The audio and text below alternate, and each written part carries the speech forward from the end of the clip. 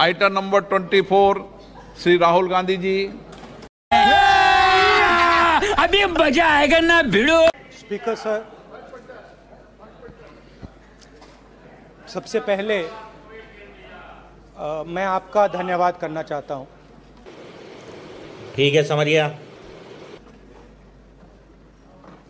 कि आपने मुझे लोकसभा में रीइंस्टेट किया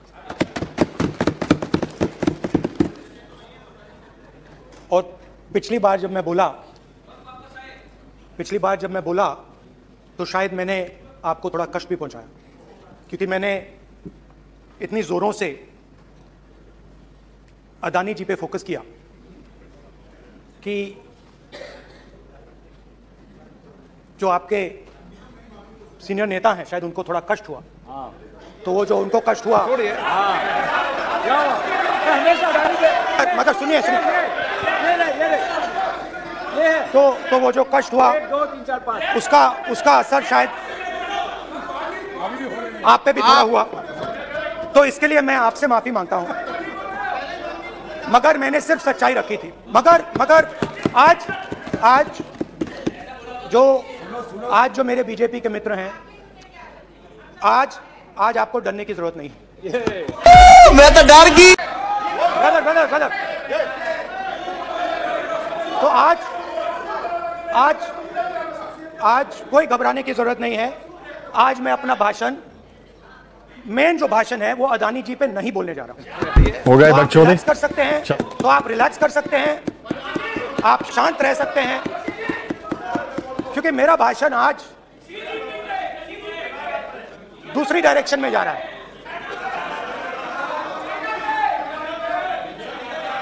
रूमी ने कहा था जो शब्द दिल से आते हैं वो शब्द दिल में जाते हैं। तो आज मैं दिमाग से नहीं बोलना चाह रहा हूं, मैं दिल से बोलना चाह रहा हूं। दिमाग होना भी तो चाहिए दिमाग से बोलने के लिए। चल ठीक है, तेरे को जहां से जमता है वहां से बोल।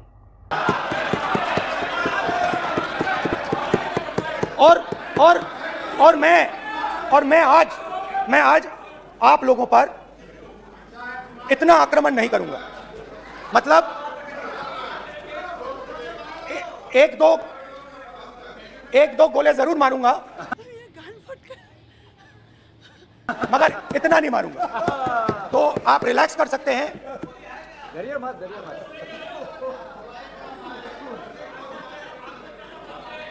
अरे रक्षा मंत्री जी आज संभाल लेंगे हम लोग।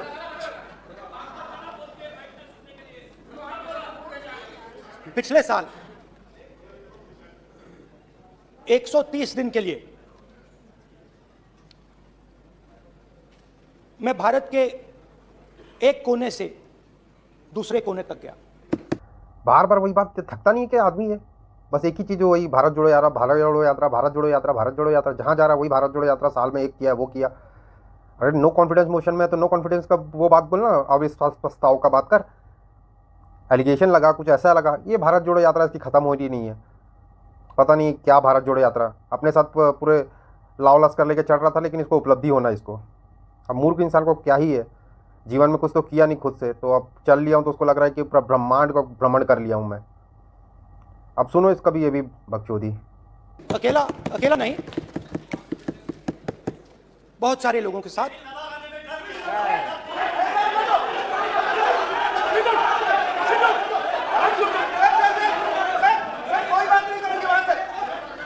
सर ये हमारा टाइम खत्म करने का साजिश है।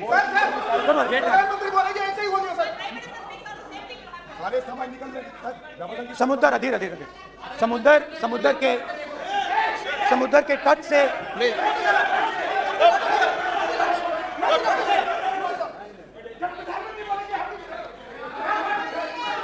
माननीय सदस्य प्लीज ऐसे धमकाने का बाकी मत बोलो यहाँ पे। हाँ प्लीज। मैं समुद्र के तट से कश्मीर की बर्फीली पहाड़ी तक चला। नहीं, लद्दाख को मैंने नहीं छोड़ा। यात्रा अभी खत्म नहीं हुई है। यात्रा जारी है और जरूर लद्दाख आएंगे, घबराइए मत। बहुत सारे लोगों ने मुझसे पूछा यात्रा के दौरान, यात्रा के बाद कि राहुल तुम क्यों चल रहे हो, क्या तुम्हारा लक्ष्य क्या है, कन्याकुमारी से कश्मीर तक क्यों जा रहे हो। और जब वो मुझसे पूछते थे, शुरुआत में मेरे मुंह से जवाब नहीं निकलता।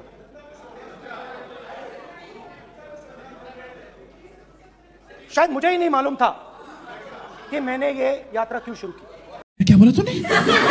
को पैसा बर्बाद पहनचोद। जब मैं कन्याकुमारी से शुरू हुआ, मैं सोच रहा था मैं हिंदुस्तान को देखना चाहता हूं, समझना चाहता हूं, लोगों के बीच में जाना चाहता हूं, मगर गहराई से मुझे मालूम नहीं था। थोड़ी देर में मुझे बात समझ आने लगी।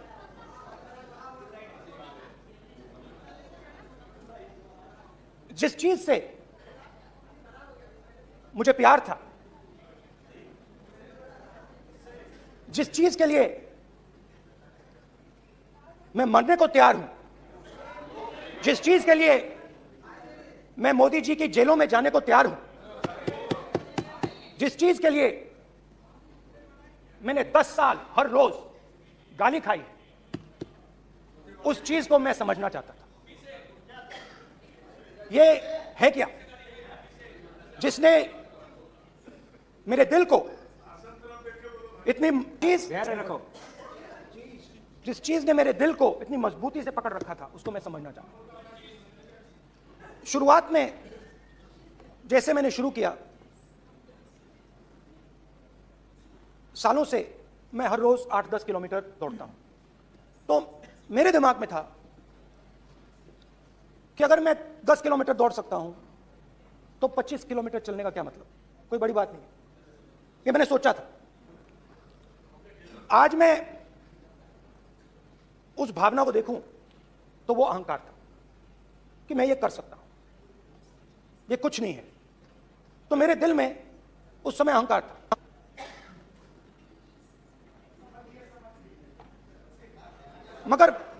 मगर भारत अहंकार को एकदम मिटा देता है, 1 सेकंड में मिटा देता है। तो हुआ क्या, 2-3 दिन में मेरे घुटने में दर्द शुरू हो गया। पुरानी इंजरी थी और जबरदस्त दर्द। हर रोज मैं उठूं और मेरे घुटने में दर्द, हर कदम में दर्द। तो पहले 2-3 दिनों में जो अहंकार था, जो मतलब भेड़िया जो निकला था, वो चींटी बन गई एकदम। जो हिंदुस्तान को अहंकार से देखने निकला था, वो पूरा का पूरा अहंकार गायब हो गया। और रोज मैं डर के चलूं कि क्या मैं कल चल पाऊंगा, ये मेरे दिल में डर था। और जब भी ये डर बढ़ता था, कहीं ना कहीं से कोई ना कोई शक्ति मेरी मदद कर देती थी। एक दिन मैं सह नहीं पा रहा था, एक छोटी सी लड़की आती है, मुझे चिट्ठी दे देती। मैंने चिट्ठी खोली, 8 साल की थी, उसमें लिखा था, Rahul I am walking with you, don't worry. उसने मेरे पैर में चोट देखी और उसने अपनी शक्ति मुझे दे दी। सिर्फ उसने नहीं, लाखों लोग। और शुरुआत में जब मैं चल रहा था, कोई किसान आता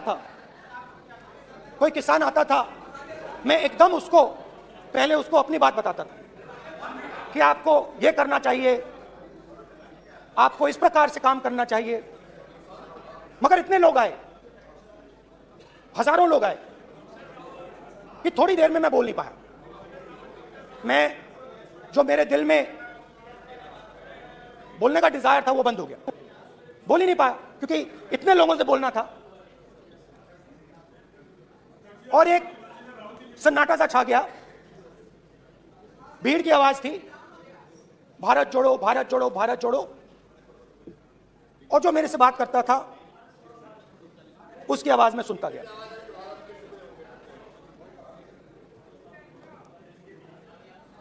हर रोज सुबह 6 बजे से रात 7-8 बजे तक आम आदमी, गरीब, अमीर, बिजनेसमैन, किसान, मजदूर, सबकी आवाज।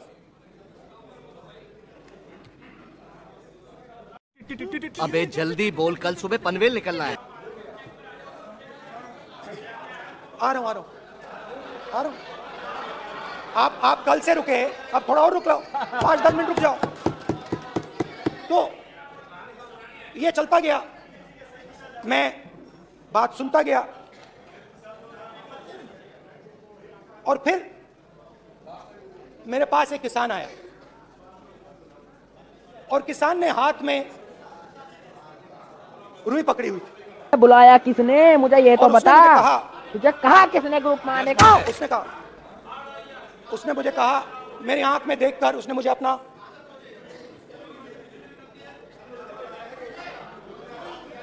वो रुई का बंडल दिया और उसने कहा, राहुल जी यही बचा है मेरे खेत का यही बचा है और कुछ बचा नहीं है। मैंने उससे जो मैं नॉर्मली सवाल पूछता था, भैया आपको बीमा का पैसा मिला, वो पूछा। यही नहीं, अभी और सुनिए। बीमा का पैसा मिला, वो पूछा। और किसान ने मेरा हाथ पकड़ा। किसान मुझे कहता है कि नहीं राहुल जी, मुझे बीमा का पैसा नहीं मिला। हिंदुस्तान के बड़े उद्योगपतियों ने वो मुझसे छीन लिया। मगर इस बार बड़ी अजीब सी चीज हुई। जब मैंने किसान को देखा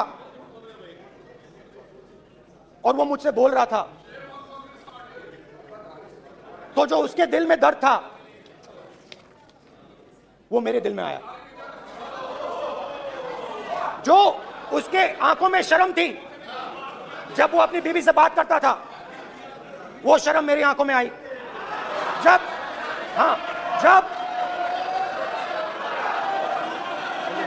जब उसकी जो भूख थी वो मुझे समझ आई। और उसके बाद यात्रा बिल्कुल बदल गई। मुझे भीड़ की आवाज नहीं सुनाई देती थी। अबे तू थोड़ा सा बहन का लोड़ा आ क्या? मुझे सिर्फ उस व्यक्ति की आवाज सुनाई देती थी जो मेरे साथ बात कर रहा था। उसका दर्द, उसकी चोट, उसका दुख, मेरा दुख, मेरी चोट, मेरा दर्द बन गया। समझने की कोशिश करो भाइयों और बहनों। लोग कहते हैं कि ये देश है, कोई कहता है ये अलग अलग भाषाएं हैं, कोई कहता है ये जमीन है, मिट्टी है, कोई कहता है ये धर्म है, ये सोना है, ये चांदी है। मगर भाइयों और बहनों, सच्चाई है कि ये देश एक आवाज है। ये देश सिर्फ एक आवाज है। ये देश इस देश की लोगों की आवाज है। इस देश के लोगों का दर्द है, दुख है, कठिनाइयां हैं। आप कहाँ थे ज्ञानी बाबा? If you read the Constitution of India, you will find, and many of my colleagues who have not read it should look at it, you will find that India is described as a union of states. India is not described as a nation, it is described as a union of states. और अगर हमें इस आवाज को सुनना है तो हमारे दिल में जो अहंकार है, हमारे जो डिजायर्स हैं, हमारे जो सपने हैं, उनको हमें परे करना पड़ेगा। जब हम अपने सपनों को परे करते हैं तब हमें हिंदुस्तान की आवाज सुनाई देती है, तब तक हिंदुस्तान की आवाज हमें नहीं सुनाई देती। अब आप कहोगे ये बात मैंने नॉन कॉन्फिडेंस मोशन में क्यों रखी? इसका क्या मतलब है कि भारत एक आवाज है, भारत लोगों का दुख है, भारत लोगों का कष्ट है, मुश्किलें हैं। कौन है ये लोग? कहां से आते हैं ये? Speaker sir, speaker sir, Bharat एक आवाज है, भारत इस देश के सब लोगों की आवाज है। और अगर हम उस आवाज को सुनना चाहते हैं, हमें अहंकार को, नफरत को मिटाना पड़ेगा। स्पीकर सर, कुछ ही दिन पहले मैं मणिपुर गया। हमारे प्रधानमंत्री नहीं गए, आज तक नहीं गए, क्योंकि उनके लिए मणिपुर हिंदुस्तान नहीं है।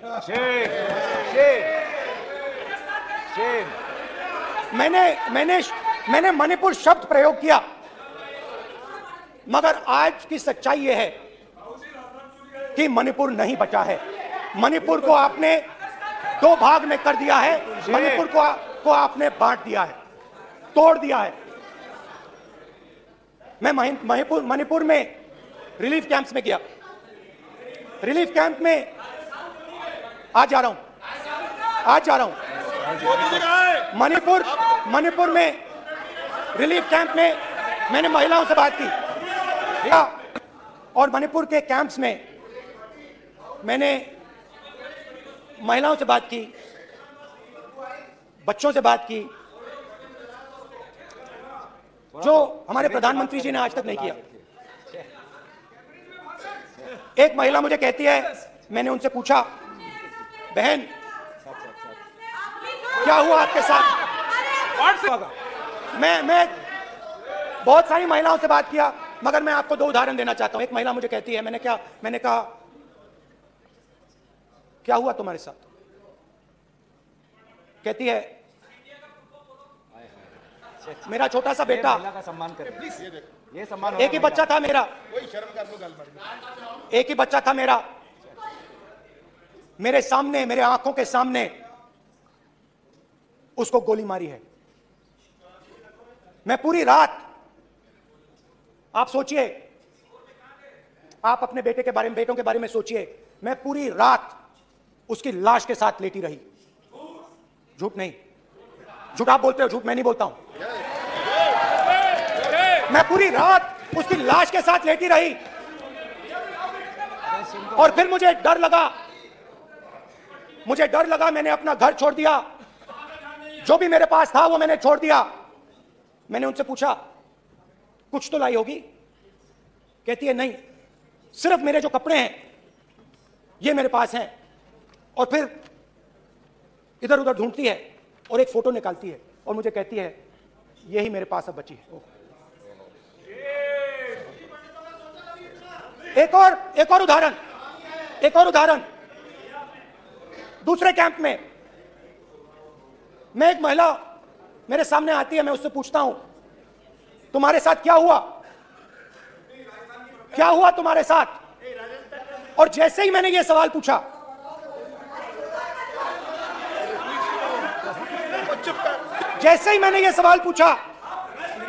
मैंने उससे यह सवाल पूछा, बैठो, जैसे सर, प्लीज सर,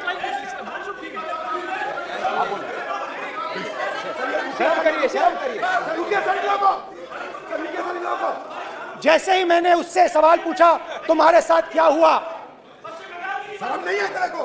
वैसे ही एक सेकंड में वो कांपने लगी। उसने अपने दिमाग में वो दृश्य देखा और वो बेहोश हो गई, मेरे सामने कांपती हुई बेहोश हो गई। तो ये मैंने आपको सिर्फ दो उदाहरण दिए हैं। स्पीकर सर, इन्होंने मणिपुर में हिंदुस्तान की हत्या की है, सिर्फ मणिपुर की नहीं, हिंदुस्तान की हत्या की है। इनकी राजनीति ने मणिपुर को नहीं, हिंदुस्तान को मणिपुर में मारा है, हिंदुस्तान को कत्ल किया है, हिंदुस्तान का मर्डर किया है। जनता को आप मूर्ख समझना बंद कर दीजिए। इस प्रकार की बचकाना बातें किसी के गले नहीं उतरती, लोग मजाक उड़ाते हैं। जैसे मैंने सर प्लीज, जैसे मैंने प्लीज ब्रदर भाई पानी ले। जैसे मैंने भाषण के शुरुआत में बोला, भारत एक आवाज है, भारत हमारी जनता की आवाज है, दिल की आवाज है। उस आवाज की हत्या आपने मणिपुर में की। इसका मतलब भारत माता की हत्या आपने मणिपुर में की। भारत माता को आपने मणिपुर के लोगों के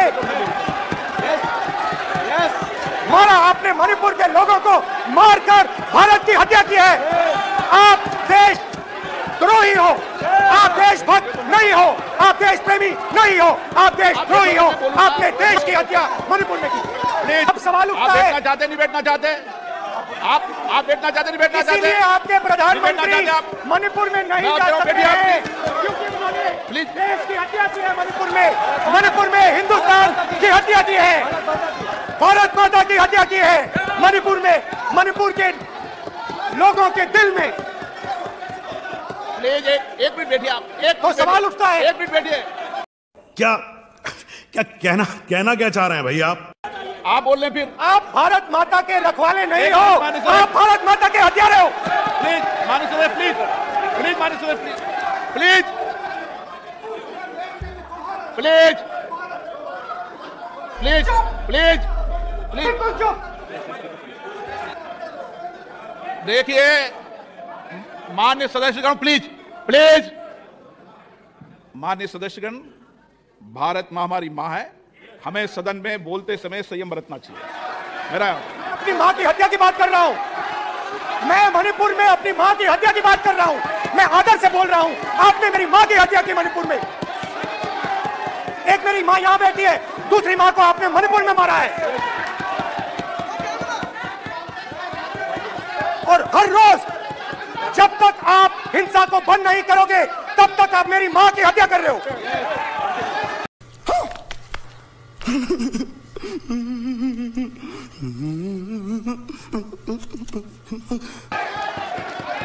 हिंदुस्तान की सेना मणिपुर में एक दिन में शांति ला सकती है।